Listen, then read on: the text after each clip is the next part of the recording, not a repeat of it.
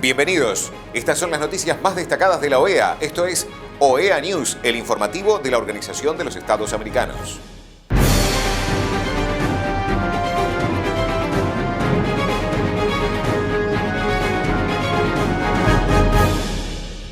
Es momento de compartir los títulos de las noticias más importantes que vamos a estar brindando a ustedes.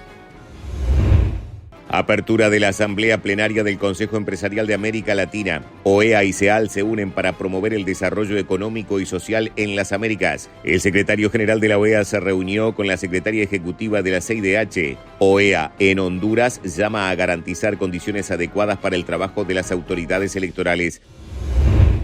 El secretario general de la OEA, Albert Ramdin, participó en la apertura de la Asamblea Plenaria del Consejo Empresarial de América Latina celebrada en la sede de la OEA, donde tuvo el honor de dar la bienvenida al presidente de Ecuador, Daniel Noboa. Don Roberto Zamora, President of CEAL, and your board members, I'm happy that President of Ecuador will join us soon. It's great to have him here in Washington as well. Vice Minister Jorge Cilia from Italy, thank you very much for joining us. Distinguished leaders of the Latin America's business community, also from the Caribbean, many countries here. Friends of the private sector, my own colleagues from the Organization of American States, ladies and gentlemen, I'm delighted to see you again, and I hope that you had a wonderful night last night at the OAS. And you take good memories with you from that occasion. We thank you very much for having that event at the Organization of American States. I want to thank your chair, your president, Don Roberto, for his continued driven engagement with private sector, but also with international organizations throughout the years. And CEAL has, with its members, a very special place at the Organization of American States. Since my time as Assistant Secretary General some 15 years ago, we started building that relationship with CEAL. And I'm happy to see that more than a decade later, that we reconnect again, Roberto, and signing the agreement today. Time has changed, as you mentioned earlier. 15 years ago, the world was different, the hemisphere was different. There have been profound changes in the way global politics, geopolitics works, but also that has an impact on regions. So in this day and age of heightened uncertainty, which comes from all the different developments which are taking place, and we don't know where we are going, I think it is indeed your theme for this 36th Assembly is indeed timely. Deglobalization and repositioning. I think those are key elements on how we're going to respond to this uncertainty in the world today, but especially in the hemisphere.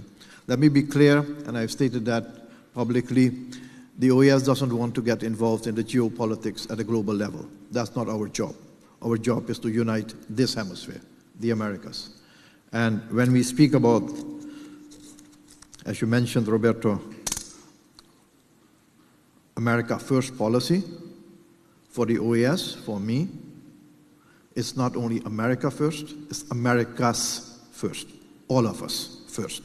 That is what we need to keep in mind. Not America first, only America's first.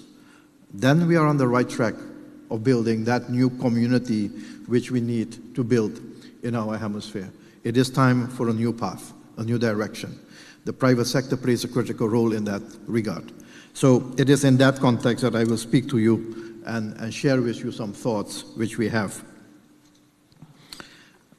You know, in this uncertainty which we have, certain principles that seemed unshakable at the global level, multilateralism, democracy, international law, international humanitarian law, the role of the United Nations Security Council, and many more institutions are tested. Some have weakened. We have to realize that the world order which was created after World War II, thus, I don't want to say it doesn't exist anymore, but it is changing. And we have to not get used to it only, but also be able to respond to that. But in these challenges which we face, it is not only about just analyzing the challenges, the problems. I personally like to look at opportunities. I like to look at new ways of doing business or doing what we need to do at the OES is uniting the hemisphere. So we need to reimagine our world in the hemisphere today. And I know that this seems to be far from business, but you do these exercises yourself in terms of projection of your business going towards the future. The same exercise should be done in terms of how we position ourselves as the private sector in this new hemisphere. When I assumed the leadership of the Organization of American States, my mandate was very clear. We want to advance peace and prosperity. Two things, peace and prosperity. With peace, strengthening democracy, electoral governance, and good governance. With prosperity, we want to make sure that the people of the Americas have a job, have an income, live in a peaceful environment, can focus on the future for their children with good education, good health care, in a safe environment. That is all. Peace and prosperity. Those are our two focus areas. And we are doing a lot in that regard. We must do something before that, though. We live in a very polarized world. We need to rebuild unity, political unity in our hemisphere. There's too much division, as we have seen last night. It creates uncertainty, even so much uncertainty that the Summit of the Americas, which was scheduled for early December, had to be postponed. And for good reasons.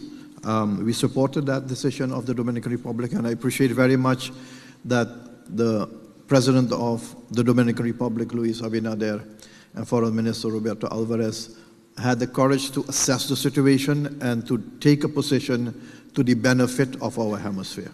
Because you don't want to have a meeting when nothing comes out of it or more division.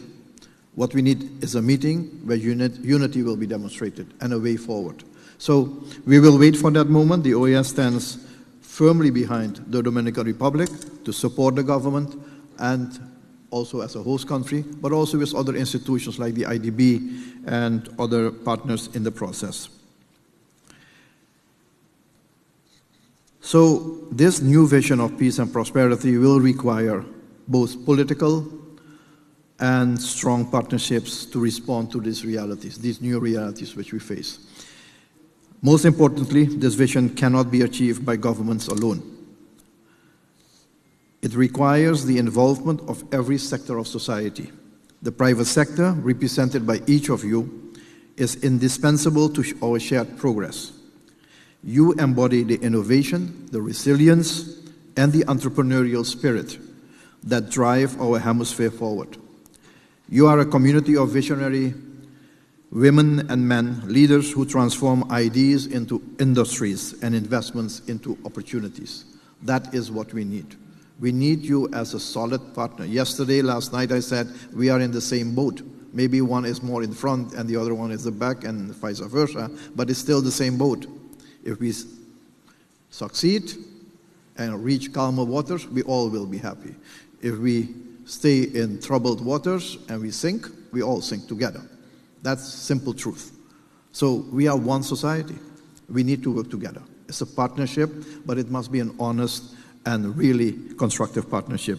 So therefore, your leadership fuels not only growth and hope, the hope of millions across the Americas for a better, fairer, and more prosperous future. Today, we need more than ever your leadership to address the interconnected nature of challenges which we face. And that's why the relationship with CEAL is so important. Because peace, security, and prosperity are inseparable. Without security, investment cannot thrive. Without investment, development stalls. And without development, democracy itself begins to weaken. At the same time, without democratic institutions, ladies and gentlemen, it becomes ever more difficult to sustain progress over the long term. So democracy is the best system still available to deliver shared prosperity. But this is not automatic. It is not guaranteed. And we see that in our practical experience. It is not the work only of governments or international organizations to safeguard democracy and democratic governance. It is the promise that must be fulfilled by every single one in our societies. And in that context, strengthening democracy, strengthening human rights, strengthening good governance is also in your interest. You benefit from that stability. So whatever you do to support democracy and human rights and good governance, don't see it as philanthropy or corporate social responsibility. See it as an investment, as part of your budget. It is an investment because you invest in the stability which you need to be able to prosper. So it's a give and take here, but to the benefit of all. So for democracy to endure, it must deliver for everyone. Citizens must see tangible improvements in their daily lives. When prosperity reaches La Organización de los Estados Americanos y el Consejo Empresarial de América Latina trabajarán conjuntamente para fortalecer la cooperación entre el sector público y privado en el desarrollo económico, social y educativo de la región y en particular para apoyar a Haití. Así quedó establecido después de la firma del memorando de entendimiento en el marco de la 36ª Asamblea Plenaria del CEAL que se realiza en Washington, D.C.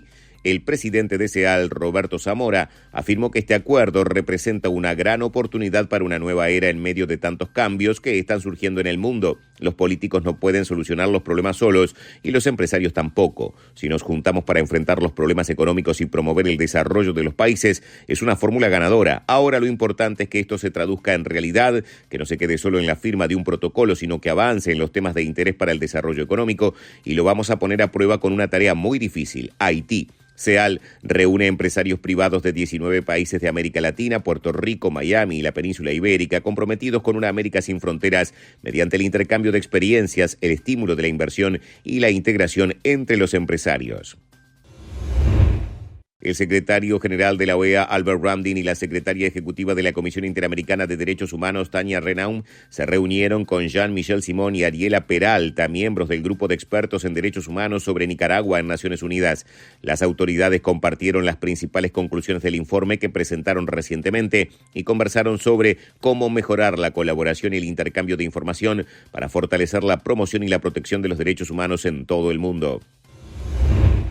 La misión de observación electoral de la Organización de los Estados Americanos en Honduras, encabezada por el ex canciller de Paraguay, Elaido Loizaga, expresó su preocupación ante las acciones anunciadas por el Ministerio Público que habilitan la autonomía de las autoridades electorales. En tal sentido, la protección de su integridad personal y la de sus familias es una tarea central de las autoridades del Estado y condición necesaria para un proceso democrático. En este contexto, la misión de la OEA hace un llamado a las instituciones hondureñas, especialmente a los órganos de justicia, a que garanticen la seguridad de todos los funcionarios electorales contra cualquier persecución derivada del ejercicio de sus funciones. Cualquier acción que ponga en peligro la confianza del pueblo en la democracia debe cesar de manera inmediata. La OEA ha observado también acciones y declaraciones prácticamente diarias que generan incertidumbre y desestabilizan el proceso electoral. En este sentido, la misión insta a todas las fuerzas políticas a enfocar sus esfuerzos de forma constructiva a favor de la democracia hondureña. Adicionalmente, la misión considera fundamental que las Fuerzas Armadas de Honduras brinden apoyo técnico a la autoridad electoral como lo han realizado en procesos electorales anteriores de acuerdo con la Constitución de la República. La OEA continuará dando seguimiento a la implementación de las actividades relativas a este proceso electoral y contará con un amplio despliegue en todo el territorio nacional para las elecciones generales del 30 de noviembre. Estas han sido las noticias más relevantes de la OEA, la Organización de los Estados Americanos. Esto ha sido OEA News. Nos reencontramos en la próxima jornada.